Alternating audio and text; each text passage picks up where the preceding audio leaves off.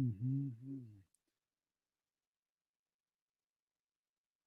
Okay, how's that? Can you hear me? If you can hear me, give me some likes. If you can't hear me,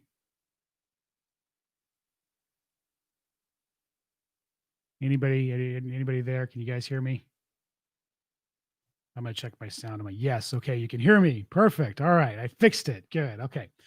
Well, then I get to start my ramble all over again. Perfect. Okay, so I'm excited to be back live. It's been a while since I've been live. I want to answer whatever questions that you guys have here. I want to help in any way I can. So just hit me with whatever questions you have. In the meantime, I will be sharing my business and what I have going on until we see some questions come through here. So just check my messages here, and okay, we're good. Um, so yeah, so basically, I was saying there when you all couldn't hear me to that with COVID and everything else going on and me being live a lot, I had to take a break and step away. But now I'm back and we're doing these Q&As for the next couple of weeks. And we have some exciting things coming up with the Q and A's. We'll be doing a lot more audience interaction, and I know that some of you now I've been become friends with, and I want to contribute and help in your business in any way, shape, or form. So, if you have a question, no question is off limits. Ask away. While I'm waiting for those to come up and for people to come on, I just want to share with you, for those of you who know me and have been following me for a while, I have a real business, and we are doing a lot more wholesales now, a lot less rehabs. We are doing a lot more virtual. We're doing a lot more cold calling, and we're making a lot of changes in our business. It's been kind of an interesting transition into that. As you know, I'm an old school guy. I've had an office. I've had a team internally here in my office, and that is the way that I've ran things. So doing virtual has been a learning lesson. But I think an important takeaway in that aspect of it, in transitioning, is something I want to share with those of you who are listening who are building a team right now. I think a very important takeaway for this that I've learned is the importance of understanding, when you're hiring people, how to look at talent and look for talent and have them in the right seat. I have somebody that is a VA right now that is an absolute rock star when it comes to systemization and workflow and building out reports and building out handbooks and all kinds of stuff. And she was actually answered to be, doing our follow up, lead intake, cold calling, and that kind of stuff. And I realized in the interview right away that she was being put in a position that was beneath her talents, and I had thank God, the ability to see, what her potential was. And so had I not, I would have put her in this in a caller seat, and I would have realized that she wasn't good at that, and I probably would let her go.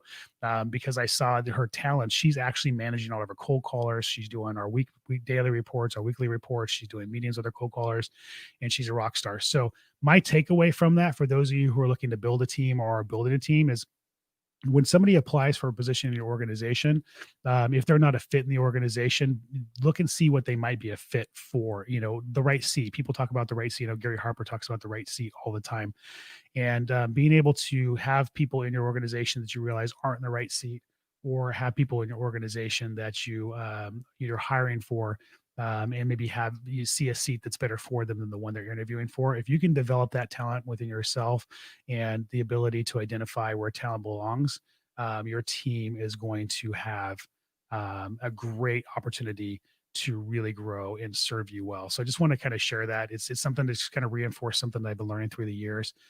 Just kind of being able to see, where the opportunities are. So how am I feeling about the current market, Mike? I'm feeling good about it right now to a certain degree. The market's on fire.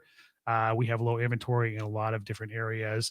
And I think there's a lot of opportunity. What I think there's going to be more of in the future is opportunity that's going to shake out when some of these commercial projects go into default. I heard something recently that hotels are facing a 23% default situation right now. So I feel good about opportunities. I'm still a little uncertain about personally about getting into long-term projects, and I'm being careful about that. But right now, I'm feeling more optimistic than I was a few minutes ago.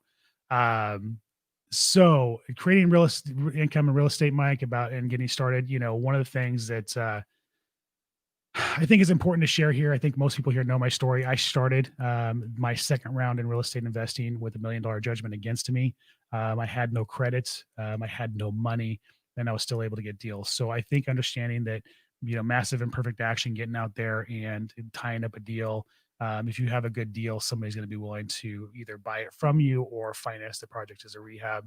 And it's just important to understand that with the right, um, obviously the right practices under your belt, the right people to follow, the right education, you're going to be able to get some momentum in this business, whether you have money or not. So, um, yeah, I'm not sure how long this high will last either, personally. So, that's the fantastic question. Record low inventory. When is that going to change? Is that going to change when COVID is over? Is that going to change when the moratoriums are lifted?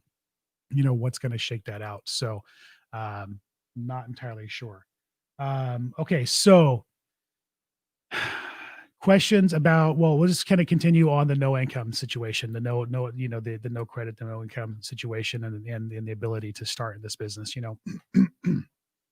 I try even now to not use any of my own money when I run my business. Most of you have heard me say this. I really when I rehab properties, I borrow 100% from private money.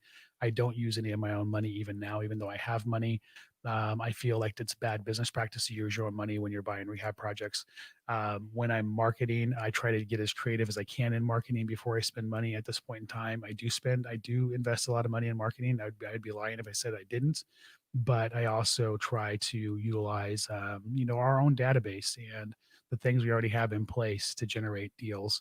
And that's really where a lot of our deals are coming from at this point in time. So if I were to say that you could do this business without any money, I think I'd be the prime example of somebody who still practices that in a lot of ways. I had $1 million judgment against when I restarted in 2012. I have rebuilt my business, but I didn't spend a lot of years rebuilding my credit. In fact, it wasn't until just recently I started rebuilding my credit. So, for the majority of the last, 8 years or so of running this organization, I have done it without using any of my own credit. For up until just a couple years ago, I didn't have any credit cards. Still, because I was the firm believer that if I didn't have cash in hand, I wasn't going to do it personally. And my business I was running, you know, through raising the private capital to rehab my projects, and then I was running my business with the profits, and so I wasn't leveraging any credit at that point in time. Obviously, more recently, I've added credit and started to do that, but more so out of the fact that it's just something to do now, but still not necessity. My business still runs pretty much 100% on its revenues. And I'm very careful not to leverage my business as a whole. Now, I leverage the projects and the properties. Again, I use private capital to fund them and rehab them and resell them. But I don't hold that money. I give that money back to the investor when the project sells, and I run my business on my profits. So, and that's a practice I feel that has allowed me to be stable. It has allowed my business to be healthy, and has allowed me to do, I think a great way to stabilize my business. I'm not chasing shiny objects because, I have, more money than I know what to do with when it comes to credit lines and stuff like that. I don't have a false sense of security. I know the cash is my cash. I know that's my cash and it's important to me. And if I'm going to utilize my cash, then it needs to reproduce an ROI for me. It's not experimental money. So, what about down payments? What is the max you put down for a home? I don't do any down payments. Um, to be honest with you. But again, we're 100%. So that's tongue in cheek, I guess. We're 100% cash in the sense that we buy homes 100% cash, but I use 100% private money, and I don't put anything down. I try to keep as much of my own cash in the bank as possible. So I think it really becomes down to a personal choice. If you're buying something from your personal residence, then I think that you are looking for the right interest rate, and you're looking for the right payments to be successful on your personal residence. And then the down payment is going to dictate that to some degree. You obviously want to put enough down to have it be the most successful loan you can while still keeping money in the bank. Um, Personally, in my business, though, I try to keep as much money as I can, and that's just how I run it. I think it's important. To not buy into the having skin in the game. So whether it's contractors or properties, I don't do down payments. I avoid them. I always say I'm allergic to deposits. They make me break out, and so I don't do them. And I just I try to make sure that my business runs without any of that as much as possible. So And it's contrary to popular belief to not, give your contractor a large down payment, or to not give your lender a large down payment. It goes against typical thought process, but I'm an out of the box kind of guy. That's what I do. I think outside the box. That's how I run my business. I'm always looking for opportunities to run it better. I'm always looking for opportunities to be more efficient in my business, and I'm always looking for opportunities to, I think, to really be able to sleep at night, to run my business in a healthy manner so that it has stability long term. I don't Nothing I do is in with a short term thought process. It's all in um, long term, long term stability in my organization. And with that said, I have to think in the short term, keep as much money in the bank as possible. So I know Cardone. I don't know Cardone personally, but I know he'll say cash is trash. I know that's his thing, and I'm not saying that I formally or disagree with that in any way, shape, or form. But I do say that as a company, cash capital and cash flow is the lifeblood of your organization, and you always want to make sure you have at least enough reserves to operate healthy and operate properly. And I think that's where most people make a mistake in scaling. Honestly, I think that when we scale, we think we need to take the money we make and leverage that money and grow more. And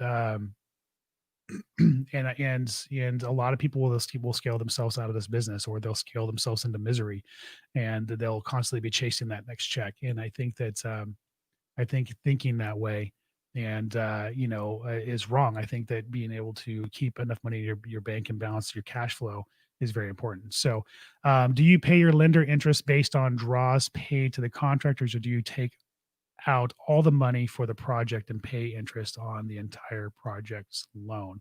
So, great question.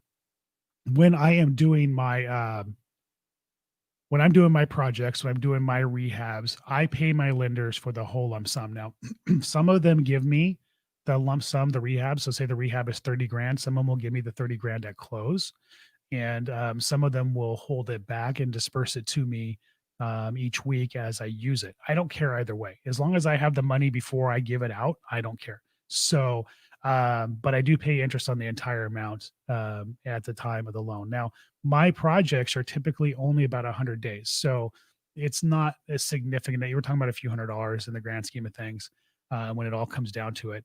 By paying on the whole loan. If it becomes more of a math thing when you're borrowing, and then you're having to keep track on when you took the money. Like if you're drawing the rehab and it's 30 grand and you draw $5,000 a week over a period of time, right? And the clock doesn't start till you draw it, then you're tracking the money at different points. And I think I just don't like messes like easy. And that's part of, I guess how I systematize my business is I like the easiest route. If it costs me a few bucks to have the convenience, I'm going to pay the few bucks to have the convenience. I don't want the headache. That's not having the headache is what's important to me. Not having the stress or the issues to deal with, um, you know, the small things is what's important to me. We have our contractors buy materials. We have, um, we put our contractors on a weekly payment plan. We pay our lenders 100%. I mean, we pay our lenders on 100% of the loan from day one. We pay their interest. There's all these little things that I probably could, like if I went to Home Depot with my own credit card and bought the materials and used my credit card, I could rack up airline miles, right? Or if I paid somebody to do that, we could rack up airline miles and get points and get this and get that. So yes, if I'm me not borrowing my own buying my own materials, am I stepping over dollars to a certain degree? Yeah, but then I weigh, well, what's my sanity worth? I have a fixed price with my contractor. I don't have to go to Home Depot. My team doesn't have to go home to Home Depot. We don't have anybody complaining they're waiting on us, and therefore we have sanity, and that the sanity is more important to me. So when I look at everything I do, long-winded answer to your question, when I look at everything I do, sanity is how I weigh everything out. The least I have to worry about the little details, the happier I am. So I agree with you that cash on hand and not knowing where the money is coming from is scary. So yeah, I mean, when you run a business, when your body runs, right, a healthy body has blood flow, and when you no longer have blood flow, you no longer have a healthy body. When you start to get clogs and clots and or you have some kind of open wound that allows all the blood to escape, you don't have a healthy body. And your business is exactly the same way. Your business is, it's like a body. It runs the same way. If you have clogs, if you have clots, or if you have a gaping open wound, your business is not going to be healthy and successful. And so I view it that way, very much so. Um, so yeah, so just a few thoughts there that I want to share with you guys. And again, we're here for questions. I would love one day to I would love to also one day buy fixer uppers to flip, but I'm not really knowledgeable about rehabbing, even though I would love to try it. Any suggestions there? Yeah, I mean, there are two ways to become a rehabber. One is to rip the band-aid off and just buy a property and get in there and learn by experience, which is the way I do things. But that doesn't always come out profitable.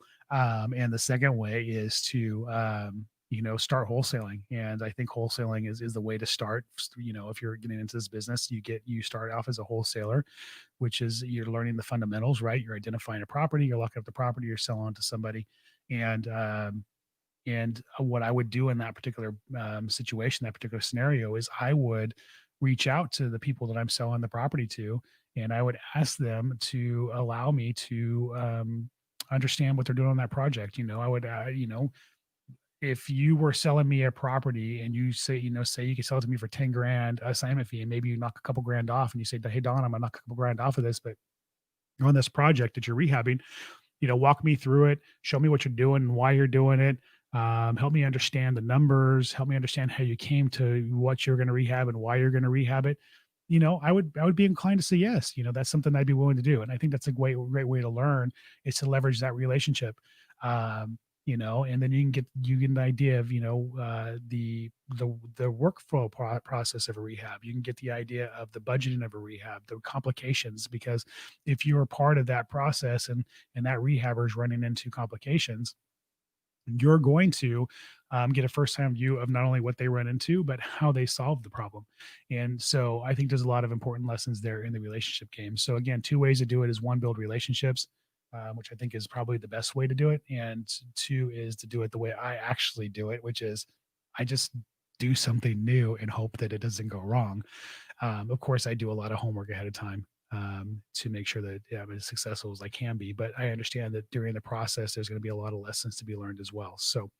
Um, so yeah, so that's let's see here. Have your contractor agreements. Let me show this one here. So have your contractor agreements. You pay your contractors a few days after invoice is turned in. What is something I can say if a contractor has a problem with that and wants to get paid right when the work is done? So that's a fantastic question. So I'm going to read it one more time. I have your contractor agreements. You pay your contractors a few days after invoice is turned in. What is something I can say if a contractor has a problem with that and wants to get paid right when the work is done? The best way to handle that is to understand that it's all about framing the conversation, right? And setting the expectation. And I think that's one of the biggest mistakes we make in any relationship we have, whether it's employees or vendors or contractors, is setting the proper expectation and framing the conversation. So what we do when we have the conversation is we let them know, hey, we understand that being paid is important to you, and being paid on time in a timely manner is important to you. And in order to do that, we pay weekly, which is what we do. So what we want you to do is we want you to submit your invoice a week ahead of time, letting us know what you're going to complete that week, so that we can have our team check it off and have your check ready for you on time by next Friday. That's one of our systems, right? We have them bill us a week ahead, and that way we can have the check ready. We confirm that the work is done. We're only paying for work. The work is done, and we give the check on Friday. So if you're not using our system, you can do something very similar by simply saying, look, you know, um, our process is, right before they start work, our process is you finish, you complete the work, you turn your invoice in. We come and we check to make sure the work is complete. And we give our accounting team the okay to cut the check. That process usually takes 3 days. So, that's how we work. That's our system. Are you okay with that? Is there any issues that I need to know about that you may have with that? And then if they have any issues, then this, have an open discussion about whatever those issues are. And I can guarantee you that none of those issues are going to be valid points. It's going to be real easy to just have a conversation. You got to make sure you hear what they have to say, and but so you listen, and then you validate it, and you just say, look, I completely understand. You need to make payroll. We don't want to hinder you from that, and so that's why we're letting you know ahead of time so you can plan for it. That this is our process. So that is it's just it really, however you do it, it's just framing it. It's just it's you can't come in and say this is the law, right? I can't come to my contractor and say we're making a new rule. What I got to do is get their buy-in. So I come to them and I say, hey, we have found that X, this thing that we're doing is making us insane in our organization and it's not efficient. And something's gonna fall through the cracks and we're not gonna be able to perform our obligation to you. And therefore we've come up with why to solve that problem. And so I want to try this with you for the next couple of weeks and just see how it works for both of us. Is that okay? And it's hard to say no to that when you say it that way, right? So that's how we handle a lot of these things. We set the expectation ahead of time, we frame it in a way that gets buy-in, and then we make it the rule. And if it doesn't work, we make changes. So we do get feedback from them, and we also look internally to get feedback from us. What the reason why I created the systems I created and I created the contractor agreements and did all the things that I do is I didn't want to have uh, myself or any of my team members having to run to the office every 5 minutes to get a check if somebody was done with something. That's exactly what's happening to me. I was literally rushing back to the office to get a check for a contractor that was done and wanted a check right away. So we just learned that the communication up front, setting the expectation and framing the conversation properly, getting their buy-in was very important. So hopefully that answers your question. If it doesn't, please let me know. Do you use transaction coordinators when you wholesale? I do. So I can't say that you necessarily need to. I mean, if you're a smaller, one-off here, one-off there type of transaction situation, you can obviously do transaction coordination yourself. We do transaction coordination internally because we have a transaction coordinator in our organization, and it's here. And so, yeah, I'm set up to where my transaction coordinator typically, now we've had a change in my organization, so I'm actually training a new one right now. But typically my transaction coordinator is somebody who actually goes and signs all the documents and everything. They're trained to sign on behalf of the corporation. And so when everything is perfect with my transaction coordinator, I don't even have to go see the title company. I don't sign anything. I don't do anything. They go sign on behalf, everything. So, and that is the way I like it. My business runs and I can take a month off and it still runs, and that's called a real business. So, but yeah, I do. And there are also transaction coordinators for hire. You can also look locally in your market. There's some that will do it for a flat fee, of $100 or a couple $100 per transaction if you want to hire somebody, but you don't want to have a full-time employee. So, can you tell us about your hardest flip? What made it so hard for you? There are there are a lot of hard flips that I've had. I've been accused of making this all sound easy by somebody in the past, and so I want to make sure that I'm very clear when I share our systems and processes that most of the things that I have implemented in my business as a system that I share with you, or as a process that I share with you in um, that we're using in our organization, they came from blood, sweat, and tears. Like they came from something sucked and I never want to do that again. Those of you who have followed me for a while know I had hair and it's not there anymore because I was losing so much of it that I had to shave it off because of there's been a few hard times and a few sleepless nights. So I want to preference that I go into. There's been a lot of hard flips. You know, um, I would say that one of the hardest flips that I've had to do, in the second round of real estate investing was the first one way back in June of 2012, and that was because I needed it so bad. I needed it so bad, and I remember I did some of the work myself. I interviewed contractors. I hired the guy I liked. I learned a hard lesson on that one. Never hire the guy you like. So they're usually the ones that are going to bend you over and have a good time with you. So that was a tough lesson, and I made the mistake of walking through and saying stuff on the project that he took literally. Like he said something about how he was going to do the ceiling, and I said, I don't care how you do it as long as you get it done. So he decided that meant he can cut corners, right? And so for those of you who have had my standards and practices document, it's free on the flipdoc.com page. My standards and practices document came from that interaction. I had sat down and wrote it right after that happened, and it basically says, I don't give a damn what I tell you. You need to do it right. And the document says a few other things as well, but it came from that. So, but that was a hard one because I needed it so bad. The guy did a horrible job on quality. We put it on the market. We should have made like 40 grand on it. It didn't. It fell out, and then we got another buyer, and then it didn't appraise, and so it was a whole thing. We ended up making 20 grand, and I got 10 of that. I was splitting that with somebody at the time, so it was a tough project. Another one that was a hard project for us. I don't want to say hard; it was interesting. We bought a house, a custom built house that it was a probate, it had a relative in it, and the relative wouldn't move. And so we negotiated with him to move at a certain point and allow us to start rehabbing. And so we literally rehabbed around the guy. And then at some point had to end up evicting him. But we rehabbed around his bedroom and then moved him to a different room and rehabbed the room he was in. And what made it interesting was there were times where we, like, one time the termite guy showed up, and this guy was sleeping with a t-shirt on only, out on the front. There was like a wall and then like a patio and then the house. So he was sleeping between the wall and the house on the concrete, buck naked with a t-shirt on. And the termite guy spooked him. And so he jumped up, and it was a whole thing. But there was a lot of back and forth and situations like that on that house.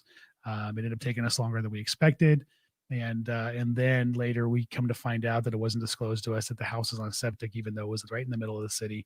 And after we sold the house, we had to go in and replace the septic tank. So it was a tough project. We still made money on the project, but it was um, definitely an interesting one. The guy was a character and a hoarder and a weirdo. So JD, can you tell me who are and how to contract your top five private how to contact your top five private money lenders? You okay? You're joking with me there, JD. You're part of the inner circle community, man. I'll share that kind of stuff with you, but I'm not going to share it with you here. So just reach out to me, and if I can help in any way, I will. I don't know if they'll land in Florida, but we'll take a shot at it. So okay, um, I need to hear that. I'm flipping my first right now, and it's a hard one. We've had so many problems already. Problems are opportunities. Problems are lessons.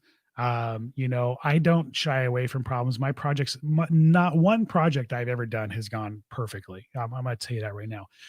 We have systems and processes in place now that mitigate the imperfections in the process and help maximize our profitability and protect us from any kind of downside or loss.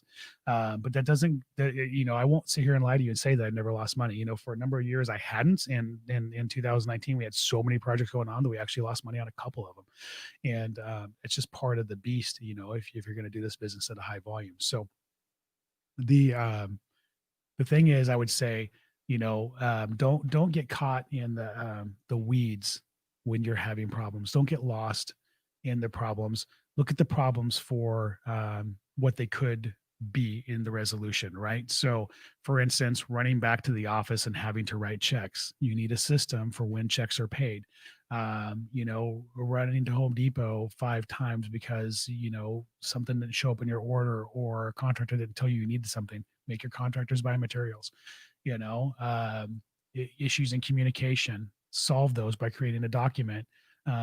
Issues in maybe you're running into problems that you didn't expect because you don't know better when you're rehabbing. Now you know better, and that's an opportunity. So I think that that you're on the right track. You're going to, lick some wounds after this one. Hopefully you'll still lick some wounds and bandage them with some nice $100 bills from the payday you get from this, because that's what we're all shooting for. Got my fingers crossed for you. But life isn't without problems. I think the difference between those who are successful and those who are not is your ability to look at an obstacle for what the opportunity could be from it, right? I look at the challenge, I look at how I can beat it, knock it over, get around it, but I also look at how I never have to deal with it again. What system or process can I put in place so that I never have to deal with that problem again? And if you can start doing that exercise with each thing you do, you're going to really be successful. Do you use a website for your business? So, if so, what do you have on the site? If you're talking about for the REI side, cashoffersnow.com is one of my sites.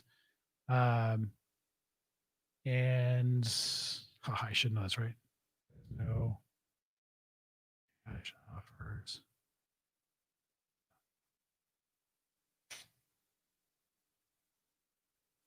No. Um,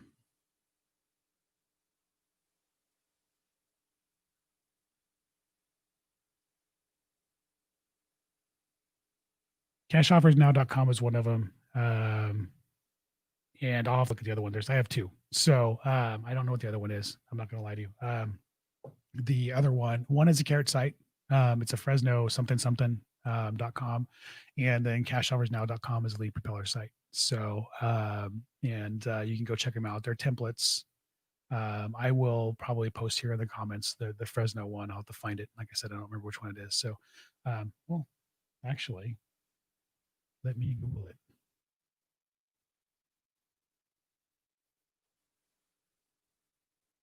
This is what happens when you run into real business, right? You don't need to know all the stuff you have going on. FresnoCashBuyer.com. So FresnoCashBuyer.com is one of our sites, and then CashOffersNow.com. So hopefully that answers your question. FresnoCashBuyer.com is a lead propeller site, and then and they're just templates. I'll be honest with you, they're just templates, and we don't put a whole lot into them. But they still bring us deals. So okay, well, I've been on for about 35 minutes. If there are any more questions, I'll be more than happy to answer them and help in any way I can and give any advice I can. And if there are not, then I think that I will probably jump off here in a few minutes. So if you are interested in what we have going on, we have the Flip Talk Virtual Summit going on here. I'm going to pop up my banner, and that way you can see the website there. So Flip Talk Virtual Summit is September. I believe it is the 24th through 26th.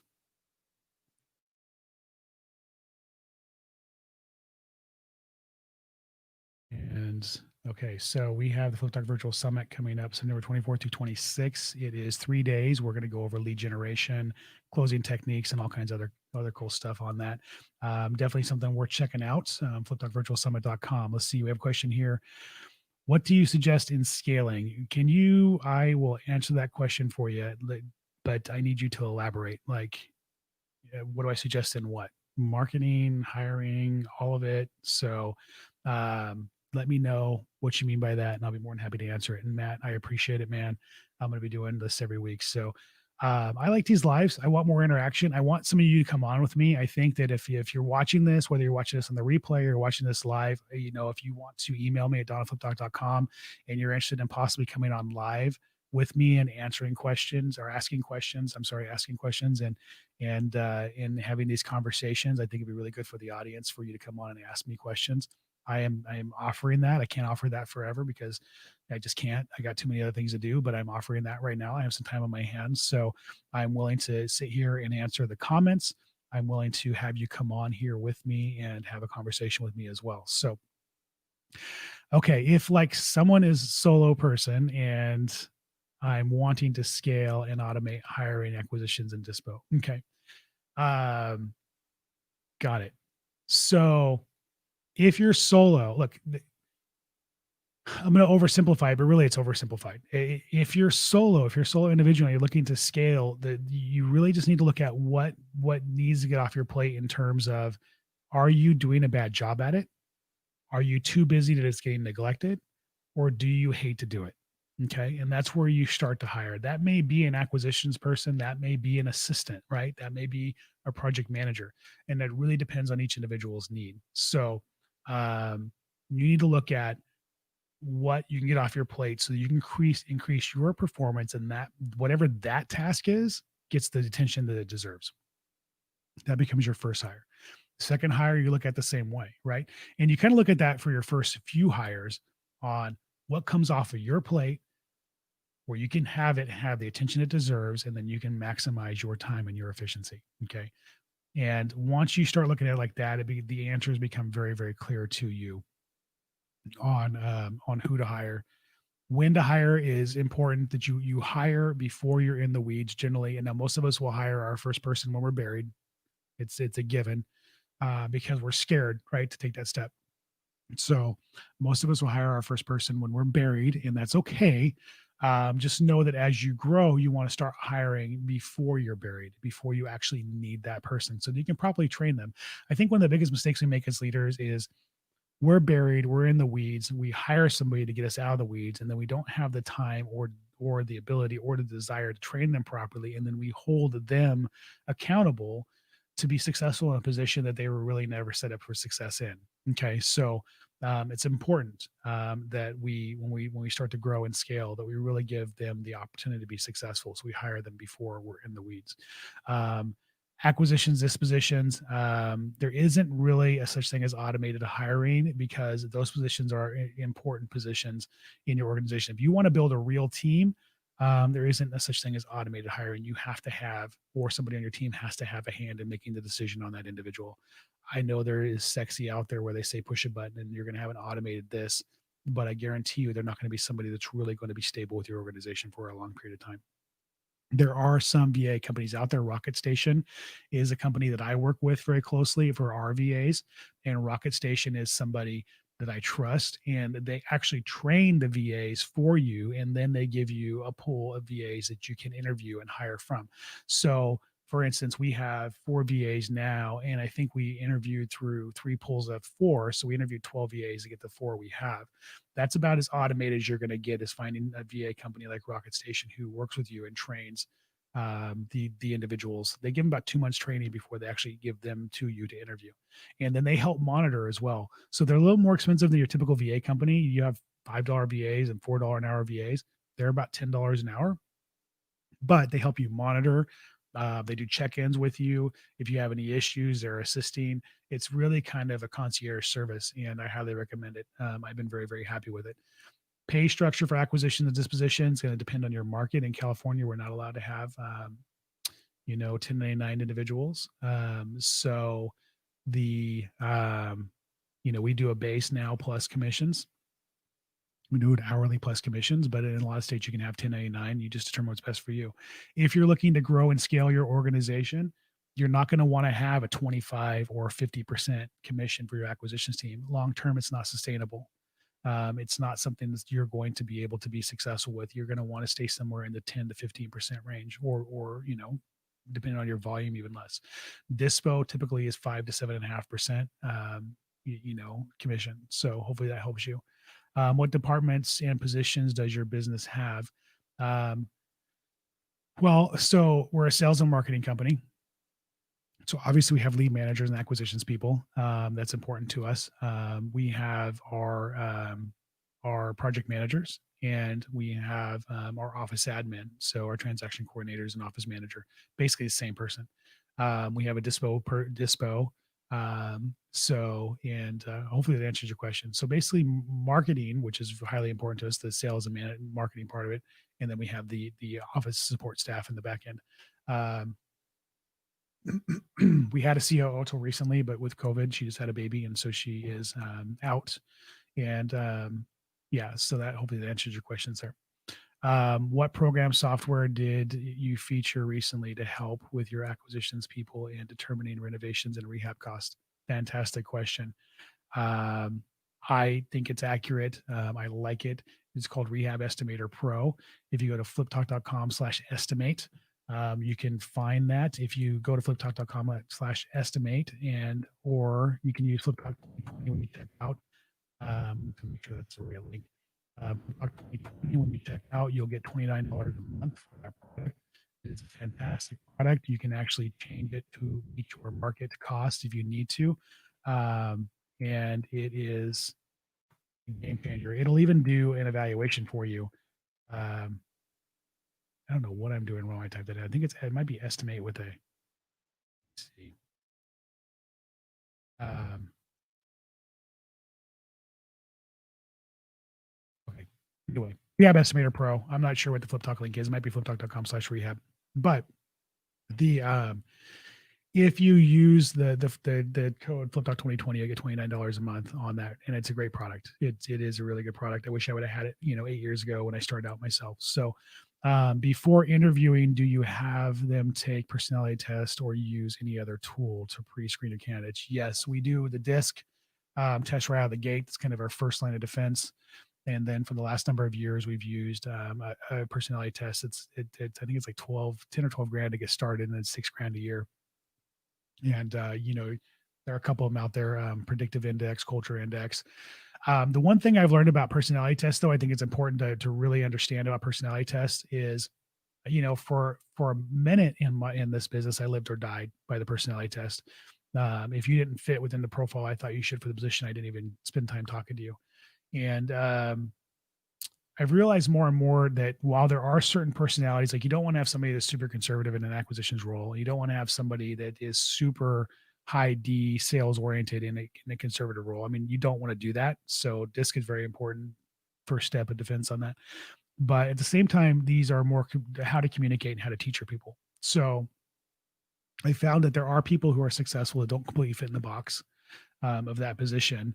And as long as we've learned how to communicate with each other. So, but DISC, if you're newer, I think DISC, and you can go tonyrobbins.com/DISC and, put them through the DISC test. And I think that's your first test. If you use WiseHire, it's a little expensive, $300 a month, I think, to hire, which is what one of the software or services we use to run our ads.